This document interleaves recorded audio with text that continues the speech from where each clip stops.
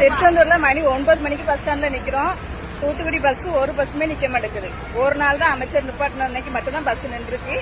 ஒரு பஸ்ஸுமே நிக்க மாட்டேங்குது. கேட்டா மதுரைக்கு போறவங்க மட்டும் தான் ஏறணும், தூத்துக்குடி போறவங்க மட்டும் தான் ஏறணும்னு சொல்றாங்க. ஓடக்கரை ஏற விட மாட்டாங்க.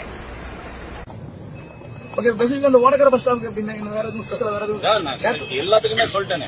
எங்கெல்லாம் நிக்காம போயிட்டு இருந்ததோ அங்கெல்லாம் என்ன நிக்கும் பஸ். அதுக்குண்டான ஆர்டர் கொடுத்தா ஏன்னா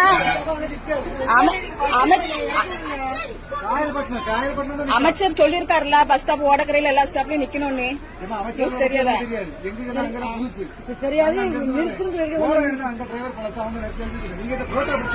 இல்ல ஓடக்கரையில அமைச்சர் வந்து பெரிய பிரச்சனையாவே பஸ் நிக்கணும்னு சொல்லிருக்காங்க. யாருமே ஏத்த மாட்டேங்க. 9 மணி ஆகுது. லேடிஸ் 6-7 பேர் இருக்கிறோம்.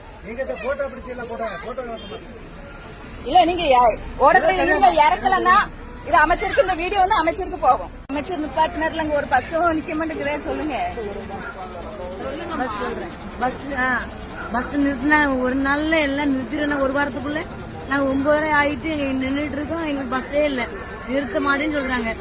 எவ்வளவு கஷ்டமா இருக்கு. வீட்டுக்கு சொன்னா முத நாள் மட்டும் தான் நிப்பாட்டி இருக்காங்க. அதுக்கப்புறம் பஸ் எந்த பஸ்ஸா கேட்டா நிக்க மாட்டோம் தான் சொல்றாங்க. சொல்ல மட்டும்தான் சொன்னதுக்கு மட்டும்தான் அந்த முயற்சி பண்றாங்க. அதுக்கப்புறம் அதை பத்தி அவங்க கேட்கறதும் இல்ல, கேர் பண்றதும் கிடையாது.